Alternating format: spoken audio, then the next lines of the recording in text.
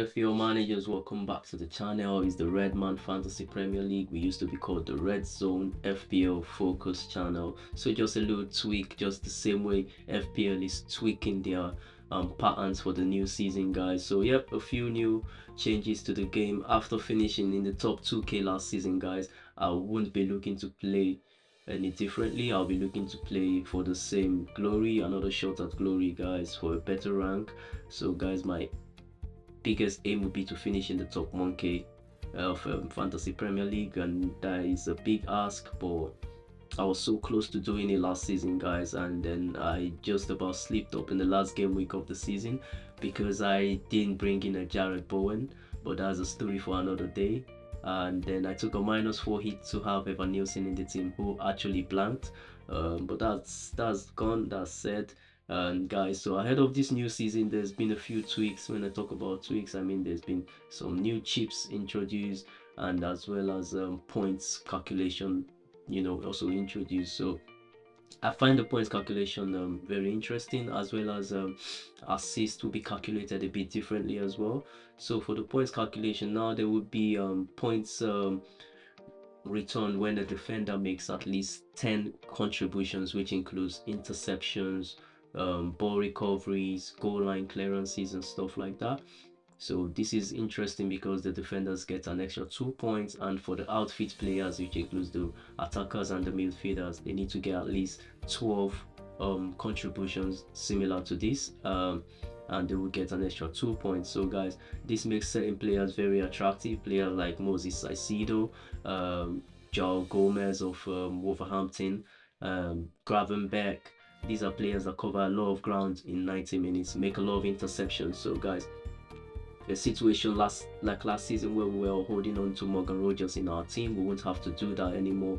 So now, instead of holding on to a Morgan Rogers because of his price enablements and stuff like that, you could easily just switch to a player like a Gravenberch or Moses Caicedo for their points return. And of course, certain defenders score highly in this as well. I would not overlook Everton defenders like Tarkowski.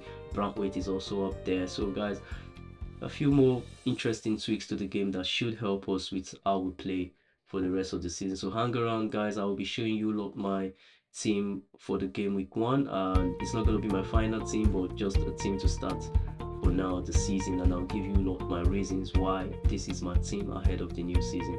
So keep it locked to the channel, guys, and make sure you're subscribed and enjoy the rest of the video. So I'm talking about rank, guys. This was my team in game week 37, confidently sitting in the top 1k. And guys, just about this time things went left and the team lost I'll say lost points because we made some drastic moves that just didn't pay off. So I brought in not Cole Palmer, sorry, he's in my face, so I had to mention his name. So I brought in Evan Nielsen, who happened not to score points, and I took out I didn't bring in Jared Bowen, who obviously scored a lot of points for other managers. So all this for a -4 meant that I couldn't keep rank of 18 points. Obviously, Evan Nielsen blanked. Bowen got a couple of goals for those managers who brought him in. So I just couldn't maintain rank, guys. And obviously ended up finishing the season ranked 2k200 in the world, which I'll take anyway because it was a very challenging season, guys. Let's be honest.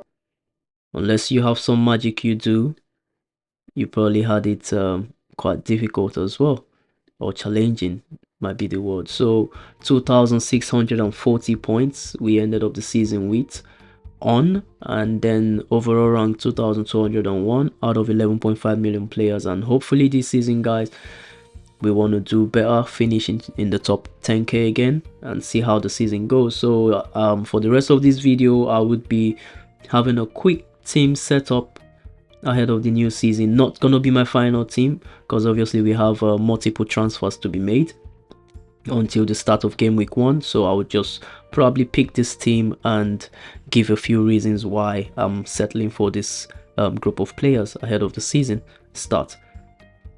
Alright, FPL managers, if you're still hanging with us till this point in the video, guys, be sure to smash the subscribe button and give us a like at this point in the video.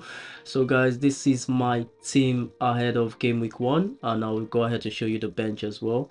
So in the goalkeeper department, I'm bringing in Pickford, and I do fancy his game against Leeds, Brighton and Wolverhampton. Obviously, we all know Pickford probably, aside giving you clean sheet points, he could also give you some save points, so that's why he's sitting right there in the goalpost. And of course, guys, having watched this guy in the Club World Cup, Cucurella, I'm quite convinced he's gonna have quite a showing, especially in the first 10 games of the season, guys. So well, he's got Crystal Palace, West Ham and Fulham, and I can't just overlook not having Cucurella in my team, guys.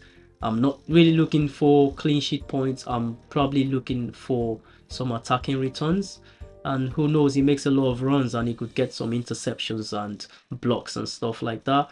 Vadio, I'm not 100% convinced about this one in my team because we're just not sure. He plays similar role like that of Nori. He can play from the left back, but I think Pep Guardiola might want to play him in the center back, and I do not really fancy him if he's coming from that position because we don't know how dangerous he would be, points return and all that.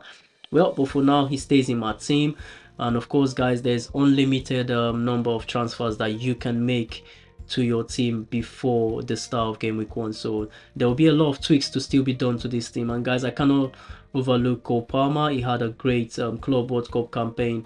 Matter of fact, that's one reason I'm looking to keep him in my team. I think he's gonna have a wonderful showing. Same for Doku. Doku has been decent. I saw a different Doku in the Club World. So guys, like I mentioned, I'm a big fan of Doku and I know he's gonna do well this new season. He had a very great showing at the Club World Cup. I saw him playing more link up plays with the midfielders and actually finding an end product to his game, which seemed to be what Doku has been lacking lately. So he indeed has seemed to have gotten that bit right now because he was able to link a few balls to the likes of Haalaand, Bernardo Silva, as well as Mamush in that Club World Cup. And guys, this one is open to debate, but I'm thinking I want to have Darwin Núñez in my team. Darwin has been looking really interesting, especially in pre-season for Liverpool.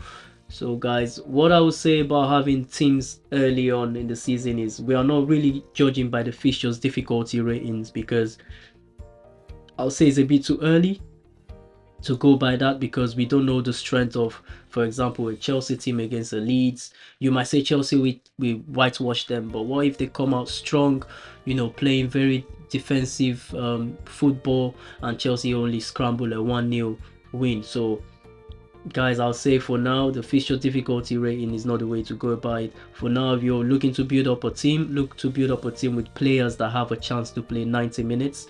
So I do have a lot of those guys in my team. I think everyone in this lineup is a starter or a potential starter for their teams, and yeah, that should work for us into the start of the season, except for maybe Louis Miley and Dubravka on my bench, whom are still open to changes depending how the budget and the team works for me. I think I'm gonna work around having a goalkeeper that actually plays and not just a bencher like Dubravka. So okay, having Kai Walker in my team. I think he's gonna have an explosive season, although wearing the colors of Burnley. And he's got what, Tottenham, Sunderland and Man United in his first 3 games, and those are not really threatening teams in my opinion. I think Burnley we really fare well against those teams. We play very well against them. And Louis Miley, this was all because of budget. I wouldn't say I had him in mind to have in my team, but he's subject to change as well. He's 4.5 million, decent price. If I find someone around that same price value, Louis Miley might be making it out of my team, because what I would say and what I always tell other managers like myself is we're looking to have players that play 90 minutes, not benchers. So that's what you look at when you start in FPL for game week 1. Players that probably have a chance to play 90 minutes and should deliver. Yep, people will say, why is there no Haaland in your team? Guys, I've done my mathematics, I've done my homework. I think Erling Haaland since FPL or since Premier League game week 35 Haaland has barely gotten 4 goals or 5 goals, not more. So that's a period of 8 to 9 games, and he's barely got 5 goals. So guys, I'm really not worried about having an Haaland in my team. If you fancy him, you can have him in your team. But I think this season we are spoiled for options in Fantasy Premier League. Owning a player like Erling Haaland might be too much of a ask. Of course, his price value is a problem. He takes a lot of space in your team. If you have an Erling Haaland, you might not be able to accommodate a player like Palmer, Salah, and Watkins at the same time. So I don't know, guys, but for now, this is my team. I don't know how to make room for Erling Haaland. I can still make room for him. Obviously, there's unlimited transfers till you're ready to actually lock your team down in game week 1. But for now, I think I'll leave it how it is and look forward into the season. So guys, if you have enjoyed this video, if I've come up with some ideas for you to start the season with, please give us a subscription, give us a like, hit the subscription button, guys. It will do the channel a lot of good. I'm trying to make 100 followers at least before the first half of this season. So guys, let's keep it going, let's keep the numbers climbing. Thank you for watching and see you all next time.